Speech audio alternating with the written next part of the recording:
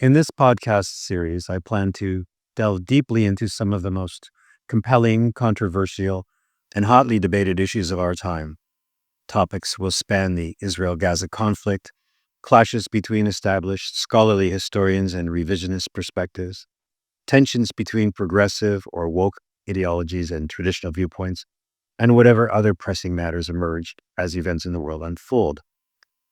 I'm going to start this series with the breakdown of the Joe Rogan Experienced episode 2303. But before I do that, I'm going to discuss something that's not in there, but a very common talking point, which shows up in almost every Israel-Gaza discussion, though interestingly, not once in this 3-hour episode. But I want to put that to bed right now. You will constantly hear October 7th killed 1,200 Israelis. Proportionately, that's the equivalent of roughly 40,000 Americans being murdered in a single day. That statistic is used to imply that Israel's response is obviously proportionate because, well, imagine if 40,000 Americans were killed, the United States would have done the same or worse in response. Here's the problem. The moment you accept population scale body counts as the yardstick for what a proportionate response looks like, the entire moral framework collapses. Take 9/11. Just under 3,000 dead out of 285 million Americans. Scale that to Israel's current population of 9 million people, and that's just under 103 people murdered in one morning. 103 deliberate murders in Israel in a single day has happened repeatedly.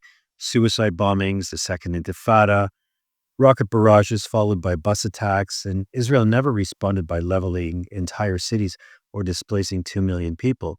So if the 40,000 dead Americans rule is the standard, then Israel's actually shown superhuman restraint on dozens of previous occasions using that same metric. Or, and this is the real point, population scaling is a morally meaningless parlor trick. 1,000 deliberate murders is already an abomination. 100 deliberate murders is an abomination.